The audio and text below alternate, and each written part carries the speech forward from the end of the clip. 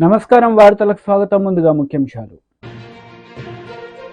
మాజీ మంత్రి Ambati Rambabu press meet, పలు అంశాలపై వివరణ.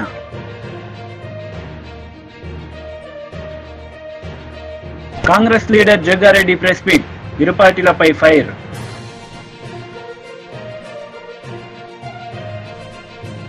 టీడీపీ లీడర్ మీడియా సమావేశం నిర్వహించారు. ఈ సందర్భంగా పలు అంశాలపై ఆమె మాట్లాడారు. 2 నెలలు అవుతుంది. ఈ 2 నెలల్లోనే అన్నా క్యాంటీన్ మొదలు పెట్టాం. పేదవాడికి ఒక అన్నం పెట్టే అన్నా క్యాంటీన్ ని కూడా వీళ్ళు కామెంట్లు చేస్తూ, శుభ్రత గురించి కామెంట్లు చేస్తూ, మరి 5 సంవత్సరాల నుండి వీళ్ళు ఏమైనా మంచి చేశారా అంటే లేదు, ఇప్పుడు మంచి చేస్తున్నారు అంటే వీళ్ళు అడ్డుపడుతున్నారు. అలాగే టీటీడీ ఏదైతే ఉందో అది తెలంగాణ వాళ్ళకి ఇచ్చేసామని చెప్పి, తిరుపతి తెలంగాణ వాళ్ళకి ఇచ్చేసామని చెప్పి, లేదంటే ఇలా అమ్మకు వందనం కార్యక్రమము ఏదైతే ఉందో ఇంకా మనం రివ్యూకి కూడా రాలేదు, రివ్యూ చేస్తున్నాము. ఇప్పుడు మీటింగ్ అందుకే జరుగుతుంది. అప్పుడే సాక్షి న్యూస్లో మరి భారతిరెడ్డి గారు ఉన్నారు. భారతిరెడ్డి గారు సాక్షి ఏమంటారు, సత్యమేవ జయతే అని రాసుకున్నారు సాక్షి న్యూస్లో. సత్యమేవ జయతే కాదు భారతిరెడ్డి గారు, అసత్యమేవ జయతే అని మీరు క్యాప్షన్ మార్చుకుంటే బాగుంటుంది. ఈరోజు సాక్షి న్యూస్ ఓపెన్ చేస్తే మనకు కనిపించేది క్యాబినెట్ మీటింగ్ ఏదైతే ఉందో టీడీపీ ఆల్రెడీ ఇది చూడండి, 16వ తేదీ ప్రతి ఒక్కరికి ఈ నోటీస్ సర్క్యులేట్ అయింది. 28వ తేదీన మనకు క్యాబినెట్ మీటింగ్ ఉంటుంది అని చెప్పి, మరి ఈరోజు ఎందుకు సాక్షిలో ఎటువంటి ఇది లేకుండా లేదు, క్యాబినెట్ మీటింగ్ కావాలనే పోస్ట్పోన్ చేశారు అని లోకేష్ అన్న పైన దుష్ప్రచారాలు చేస్తున్నారంటే వీళ్లకు ఫాల్స్ ప్రచారము తప్ప ఏమీ లేదు. జగన్మోహన్ రెడ్డి గారు ఈ 5 సంవత్సరాలు చేసింది బాగానే చేశారు అని అనుకుంటున్నట్టున్నారు. మరి ఇప్పుడు ఎంతసేపు ఫేక్ ప్రచారము తప్ప, పార్ట్ టైం పొలిటీషియన్ గా మారిపోయారు తప్ప ఇంకేం లేదు. కాబట్టి ప్రతి ఒక్కరికి తెలుసు, ప్రజలకు ప్రతి ఒక్కరికి తెలుసు, ఈ 5 సంవత్సరాల కాలం మీరు ఎలా పాలన చేశారు అనేది తెలుసు. ఈ 5 సంవత్సరాల్లో ఎంతమందికి ఉద్యోగాలు ఇచ్చారు, లేకపోతే ఎంతమందిని ఆదుకున్నారో తెలుసు. కాబట్టి అనవసరంగా దుష్ప్రచారాలు చేసి మళ్ళీ 11 సీట్లకు కూడా కాకుండా, పార్టీయే లేకుండా, పుట్టగతులు లేకుండా అయితే మీరు చేసుకోవద్దండి అని నా మనవి.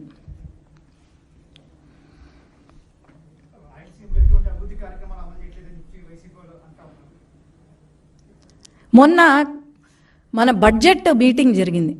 బడ్జెట్ సమావేశంలో బడ్జెట్ మొత్తము రాయలసీమ గురించే ఉంది. కేంద్రము నిధులు రాయలసీమకు ఇచ్చారు. అట్లాగే రైల్వేస్ కానివ్వండి, ఇండస్ట్రియల్ హబ్ కానివ్వండి, అన్నీ కూడా రాయలసీమకు ఇచ్చారు. మరి జగన్మోహన్ రెడ్డి గారు రాయలసీమ వ్యక్తే కదా, మరి రాయలసీమని ఏమైనా అభివృద్ధి చేశాడా? ఒక ఇండస్ట్రీ తీసుకొచ్చాడా? లేదంటే మా రాయలసీమలో ఉన్న ప్రజలకు లేకపోతే పిల్లలకు ఒక ఉద్యోగం ఇచ్చాడా? నాకు మొత్తం డీటెయిల్స్ ఇవ్వమనండి. లేదే. రాయలసీమ గురించి ఎవరైనా ఆలోచన చేశారు అంటే అది కేవలం నారా చంద్రబాబు నాయుడు గారు తప్ప ఇంకెవరూ చేయలేదని నేను చెప్తున్నాను.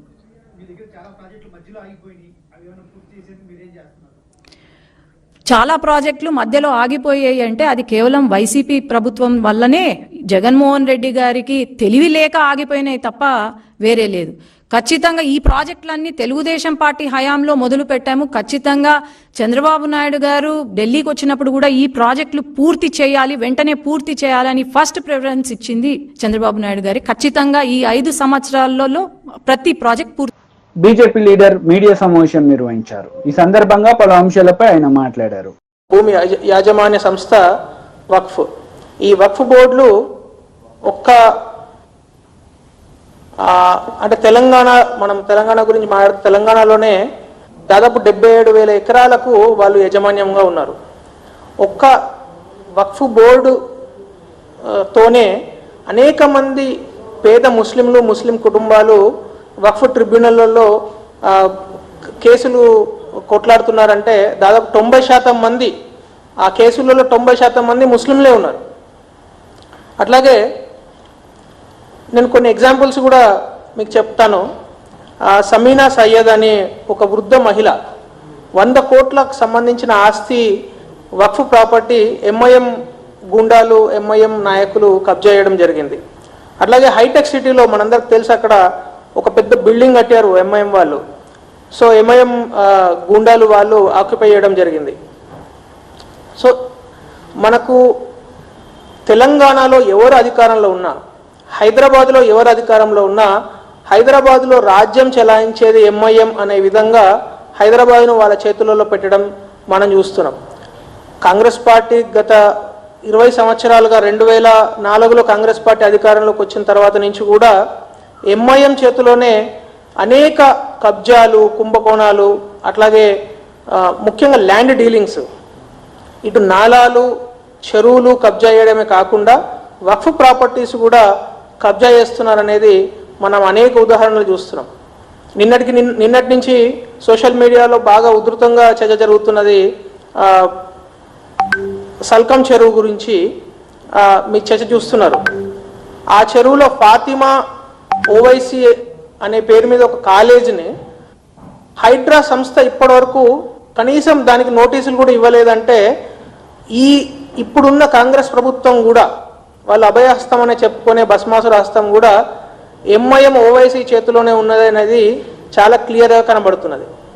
అంటే గత 10 సంవత్సరాల నుంచి TRS party car steering MIM చేతిలో ఉన్నదనేది అనేక సార్లు ఓవైసీ అట్లాగే బీజేపీ నాయకులు చెప్పడం జరిగింది. కానీ ఇప్పుడు కాంగ్రెస్ పార్టీ కూడా, రేవంత్ రెడ్డి గారి ప్రభుత్వం కూడా అసదుద్దీన్ ఓవైసీ చేతిలోనే ఉన్నది అంటే అది పెద్ద ఆశ్చర్యపోవాల్సిన అవసరం లేదు. So MIM party, Owaisi brothers, వాళ్ళ యొక్క గూండాలు, వాళ్ళ యొక్క నాయకులు చెప్పు చేతులలోనే ఈ వక్ఫ్ బోర్డు, వక్ఫ్ ల్యాండ్లు కావచ్చు, అట్లాగే హైదరాబాద్లో ఉన్న అనేక ప్రాంతాలలో నాలాలు, చెరువుల కబ్జాలు కూడా కావచ్చు. ఈ 2 విషయాలను ప్రభుత్వం ఇమ్మీడియట్గా స్పందించాలి. నేను రేవంత్ రెడ్డి గారిని ఒకే ప్రశ్న వేస్తున్నాను. రేవంత్ రెడ్డి గారు అయితేనేమి, అట్లాగే హైడ్రా కమిషనరు రంగనాథ్ గారు అయితేనేమి, ఇప్పుడు ఈ ఓల్డ్ సిటీలో ఎంఐఎం కబ్జా పెట్టిన, ఎంఐఎం నాయకులు కబ్జా పెట్టిన నాలాలు, చెరువులను ఎప్పుడు తొలగిస్తారు? ముఖ్యంగా ఫాతిమా ఓవైసీ కాలేజీను ఎప్పుడు తొలగిస్తున్నారో వాళ్ళు ఒక డేట్ చెప్పాలని మేము అందరం కోరుకుంటున్నాం. అది చూడడానికి మేమందరం కూడా వస్తాం. ఎందుకంటే ఎంఐఎం నాయకుల మీద ఇప్పటికే అనేక కేసులు ఉన్నాయి. అయినా కూడా ఈ ప్రభుత్వము అసలు వాళ్ళ కేసులు ఏవి కూడా నడిపించకుండా అట్లనే వాళ్ళను అదేదో ఒక బ్లాంకెట్ చెక్ రాసి ఇచ్చినట్టు, ఒక బేరెడ్ చెక్ అంటే ఒక బ్లాంక్ చెక్ రాసి బీఆర్ఎస్ లీడర్ మీడియా సమావేశం నిర్వహించారు. ఈ సందర్భంగా పలు అంశాలపై ఆయన మాట్లాడారు.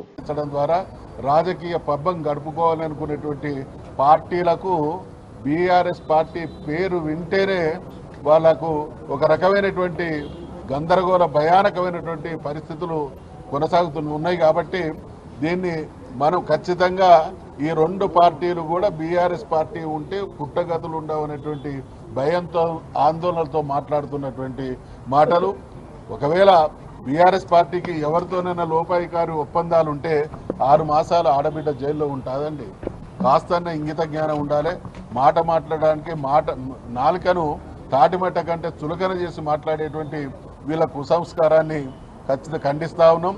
న్యాయపరంగా, చట్టపరంగా మరి కొట్లాడి ఈరోజు సుప్రీంకోర్టు ద్వారా బెయిల్ పొందడం ఖచ్చితంగా కవితమ్మ, తెలంగాణ ఉద్యమకారుల నైతిక విజయం. వీళ్ళ నోళ్ళకి ఇప్పటికైనా మరి మూతపడితే తాళాలు వేసుకుంటే మంచిది. లేకపోతే ప్రజాక్షేత్రంలో ఇవన్నీ కూడా గమనిస్తూ ఉన్నారు. ఎన్ని రకాలైనటువంటి చిత్రహింసలు పెట్టి, అంటే ఒక ఉద్యమ పార్టీ పట్ల రాజకీయ పార్టీల నాయకుల వ్యవస్థల కక్ష సాధింపు, వారికి ఎటువంటి అక్కసు ఉన్నది అనడానికి నిదర్శనమే వీళ్ళు చేస్తున్నటువంటి ప్రేలాపన. సార్, మొన్న సీఎం ఢిల్లీలో మాట్లాడుతూ ఈ నెలలో బెయిల్ వస్తుంది, బెయిల్ వచ్చిన తర్వాత మెచ్యూర్ ఉంటుందని చెప్పారు. ఆయన అంటే ముఖ్యమంత్రి గారి విషయంలో మేము మాట్లాడేప్పుడు మా స్థాయిని కూడా దృష్టిలో పెట్టుకొని మాట్లాడాలి.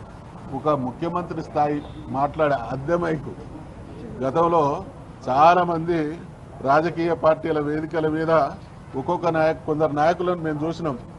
అదే నాయకుడు ఇక్కడ మైక్ తీసుకుంటాడు, ఒక పార్టీ తరఫున ఒకటి మాట్లాడతాడు. అదే నాయకుడు ఇంకొక పార్టీ మీటింగ్ పెడితే ఆ పార్టీ మీటింగ్లో ఇంకొక రకంగా మాట్లాడతాడు. అంటే ఒక మెచ్యూర్డ్ పాలిటీషియన్, ఒక బాధ్యతాయుతమైనటువంటి ముఖ్యమంత్రి స్థాయి మాట్లాడేటువంటి మాటలు ఈ రకంగా ఉంటే దాన్ని దేవుడు కూడా క్షమించడు. ఆయన స్థాయిని పెంచుకోవాలి, ఆయన మెచ్యూరిటీ లెవెల్ పెరగాలి, తెలంగాణకు ఆయన ద్వారా మంచి జరగాలని ఆశాభావాన్ని వ్యక్తం చేస్తున్నాం తప్ప ఆయనలాగా దిగజారిన మాటలు మాట్లాడడానికి. కేసీఆర్ కేంద్రంలో మంత్రి పదవి వస్తుంది, కేటీఆర్ కూడా సెంట్రల్ మినిస్టర్ అవుతాడు, ఇవన్నీ మేము ముందే ఊహించామని చెప్పి స్పష్టంగా చెప్పాడు ఆయన. వీళ్ళందరూ గతంలో మేము చూసేది శాసనసభ ముందు చిలక జోస్యాలు చెప్పేవాళ్ళు. వాళ్ళు బహుశా ఇక పాలన అనేది పక్కన పెట్టి ఇటువంటి జోస్యాలతోని కాలం వెళ్ళబుచ్చేటువంటి ప్రయత్నాలు చేస్తూ ఉన్నారు. అన్నిటికీ కాలమే నిర్ణయం చేస్తుంది. గతంలో మిత్రమా బీఆర్ఎస్ పార్టీ టీఆర్ఎస్ పార్టీని పెట్టిన తొలినాళ్లలో కొందరు నాయకులు ఇది మకలో పుట్టింది పుబ్బలో పోతుంది అనేటువంటి మాటలు విన్నాం. అదే ఇంకొక నాయకుడు గతంలో ముఖ్యమంత్రిగా ఉన్నటువంటి వ్యక్తి తెలంగాణ వస్తే కరెంట్ ఎక్కడి నుంచి వస్తాయి, మీ వైర్ల మీద బట్టలు ఆరేసుకోవాలని వస్తుంది. వీళ్ళందరూ ఏమైపోయిందో, వీళ్ళందరి చరిత్రలు ఏమైనా మనం చూస్తూ ఉన్నాం. రేపటి రోజు మళ్ళీ ఇదే బీఆర్ఎస్ను ప్రజలు ఆదరించక ఆశీర్వదించక తప్పదు. వీళ్ళందరి రాజకీయ చరిత్రలు భూస్థాపితంగా కూడా తప్పదు. ఇప్పుడు మహేష్ గౌడ్ గారు సుప్రీంకోర్టు తప్పు పట్టేటువంటి ప్రయత్నం చేస్తారు, కంటెంప్ట్ ఆఫ్ కోర్ట్ అవుతుంది. ఇలా సుప్రీంకోర్టు వాదనలు విన్న తర్వాత మేము పెట్టినటువంటి కౌంటర్ ఆఫ్ డిబేట్ వేసిన తర్వాత మాలో న్యాయం ఉన్నదని చెప్పి ఇవాళ సుప్రీంకోర్టు న్యాయమూర్తి గారు బెయిల్ గ్రాంట్ చేసిండు. ఈ బెయిల్ గ్రాంట్ చేసినటువంటి సందర్భంలో దీన్ని తప్పుపడితే డెఫినెట్గా మహేష్ గౌడ్ గారు కంటెంప్ట్ ఆఫ్ కోర్టు పోవాల్సినటువంటి అవసరం ఉంటుంది. సుప్రీంకోర్టు తీర్పునే తప్పుపట్టే స్థాయికి ఇలా కాంగ్రెస్ నాయకులు వచ్చారంటే వాళ్ళ ఫ్రస్ట్రేషన్ ఎంత ఉందో అర్థమవుతా ఉంది. ఎందుకంటే ఇలా కాంగ్రెస్ పార్టీ అనుసరిస్తున్నటువంటి దుర్నీతి వలన ప్రజలందరూ కూడా రోడ్ల మీదకి వస్తూ ఉన్నారు. రుణమాఫీ కానీ హైడ్రా కానీ రకరకాల కారణాలు చెప్పి ఇలా ప్రజల్ని వేధించేటువంటి. కాంగ్రెస్ నేతలు మీడియా సమావేశం నిర్వహించారు. ఈ సందర్భంగా పలు అంశాలపై వారు మాట్లాడారు. ప్రక్రియలో భాగమే, చీకటి ఒప్పందంలో భాగమే BJP, BRS, Modi, KCR family అందరూ కూడా రేపు సరే బయట ప్రచారం జరుగుతున్నది, వీళ్ళు విలీనం అవుతారు, బీఆర్ఎస్ బీజేపీలో విలీనం అవుతారు ప్రచారం జరుగుతున్నది. ఆల్రెడీ చాలా మంది ప్రజలు అనుకుంటున్నారు బయట. కానీ వీళ్ళ ఆలోచన విలీనం కావచ్చు, లేదా ఇద్దరు భవిష్యత్తులో విలీనం అనే ప్రచారం చేసుకుంటూ భవిష్యత్తులో వచ్చే ఎన్నికల్లో వీళ్ళిద్దరూ అలయన్స్లో ఎలక్షన్ పోయే యొక్క ప్రక్రియలో భాగమే ఈ కవిత బెయిల్ అని కాంగ్రెస్ పార్టీ చాలా స్పష్టంగా తెలియజేస్తున్నది. తెలంగాణ ప్రజల మధ్యలో ఈ చర్చ జరుగుతున్నది. అంటే బీజేపీకి చాలా తెలుసు, తెలంగాణ గడ్డ మీద తెలంగాణ ప్రాంతంలో కాంగ్రెస్ని రాజకీయంగా ఏమి చేయలేము, కాబట్టి బీఆర్ఎస్ సపోర్ట్ కావాల్సిందే. అందుకోసమే ఈ తతంగం అంతా కొనసాగింది. ఇదంతా ఇక కవిత బేలు, బీఆర్ఎస్ నాయకుల సంబరాలు, ఈరోజు సంబరాలు చేసుకుంటున్నారు వాళ్ళు.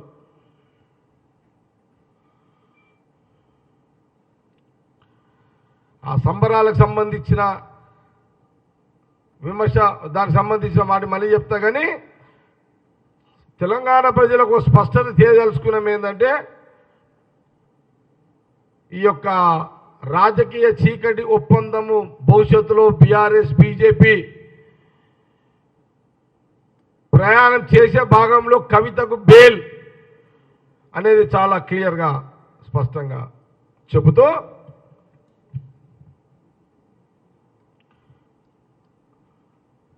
కవితకు బెయిల్ రావడం ఖచ్చితంగా బీఆర్ఎస్ బీజేపీ చీకటి రాజకీయ ఒప్పందంలో భాగమే.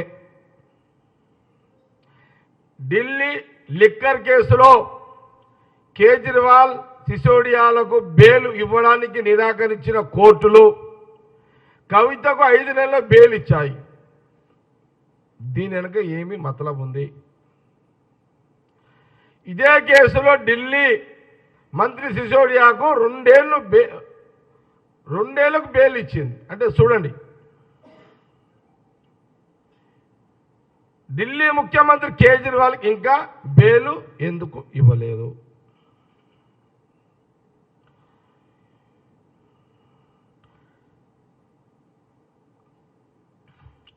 ఈ ఒప్పందాలు ఏది బీఆర్ఎస్ బీజేపీ యొక్క చీకటి ఒప్పందాలు తెలంగాణలో కాంగ్రెస్ పార్టీ అధికారంలో వచ్చిన మొదటి రోజు నుంచే ప్రారంభమైనాయనేది ఒక అనుమానాన్ని వ్యక్తపరుస్తున్నాము. ఇది నిజం కూడా. బీజేపీ ఒప్పందాల భాగమే బీఆర్ఎస్ తెలంగాణలో తన పార్టీ బలహీనపరుచుకున్నది.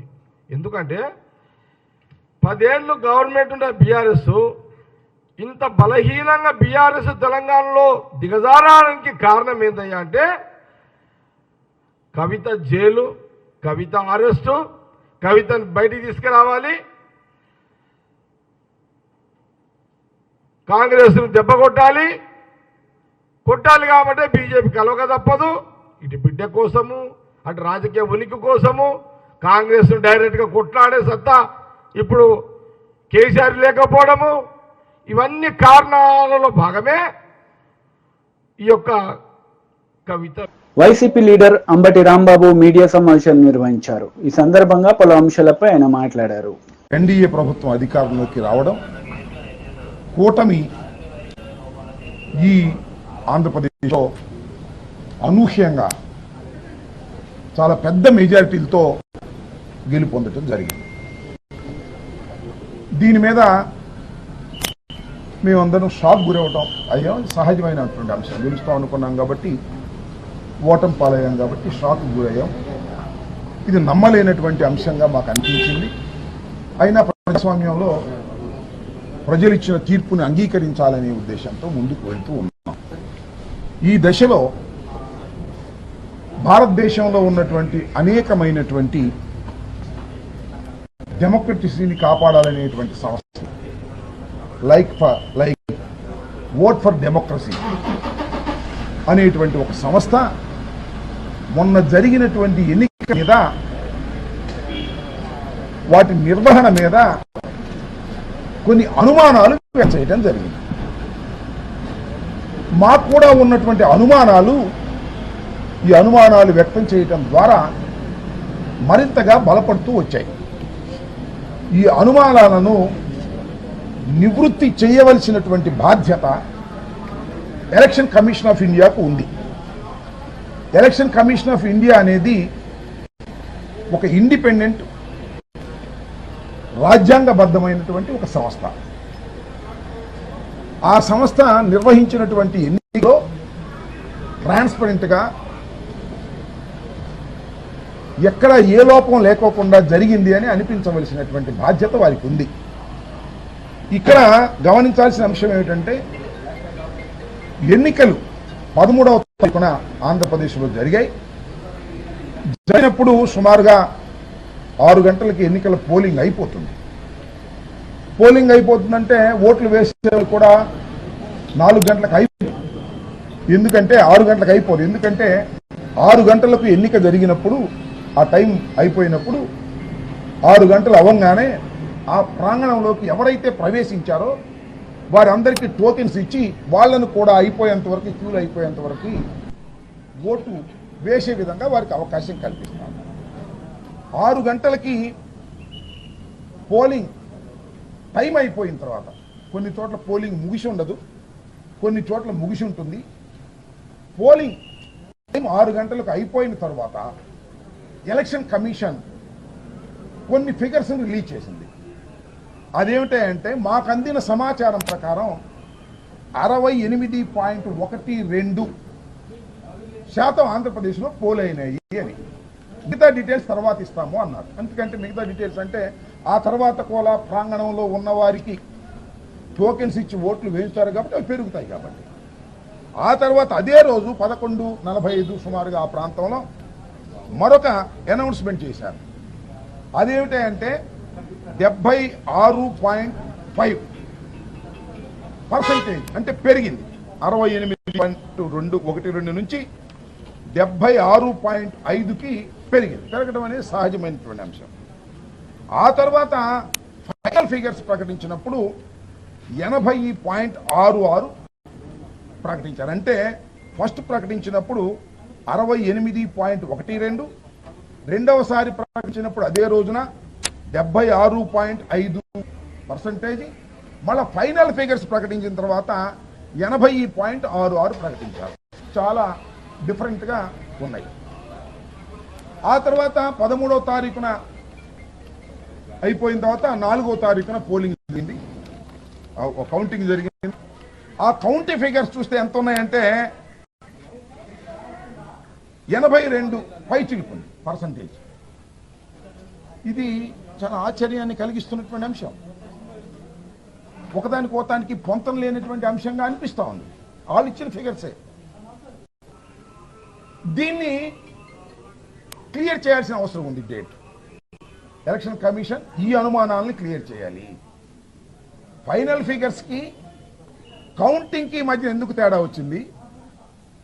లేదు పోలింగ్ టైం అయిపోయిన తర్వాత ప్రకటించినటువంటి దానికి మళ్ళా వాళ్లే ప్రకటించిన ఫైనల్ ఫిగర్ ఎంత హైప్ ఎలా వచ్చింది? ఇట్ ఈస్ చాలా అన్యూజువల్ గా జరిగింది. జనరల్ గా ఎన్నికలు జరిగినప్పుడు, గత ఎన్నికలు ఒకసారి చూసినట్లయితే ఏం జరుగుతూ ఉంటుందంటే, ఎలక్షన్ కమిషన్ ప్రకటించిన తర్వాత మిగతా ఓట్లు వేయడానికి వేసిన తర్వాత ప్రకటించేదానికి సుమారుగా 1% 2% డిఫరెన్స్ కనిపిస్తా ఉంది. ఇక్కడ ఏంటి 12% పైన కనిపిస్తా ఉన్నది. ఇది చాలా అన్యూజువల్, ఎక్స్ట్రార్డినరీ. దీన్ని డౌట్ తీర్చవలసినటువంటి బాధ్యత ఎవరికి ఉంది? ప్రభుత్వాలకు కాదు, ఎలక్షన్ కమిషన్కు ఉంది. వాళ్ళు ఇంతవరకు తీర్చినటువంటి పరిస్థితి అనేక సందర్భాల్లో అడిగినా కూడా చాలా మంది, మేం కాదు, చాలా మంది ఇండియాలో అన్ని మంది అడుగుతా ఉన్నా కూడా దానికి ఇంతవరకు కూడా ఆ అనుమానాలను నివృత్తి చేసేటటువంటి కార్యక్రమం ఎలక్షన్ కమిషన్ చేయకపోవటం వల్ల ఉన్న అనుమానాలు మరింతగా పెరుగుతా ఉన్నాయి.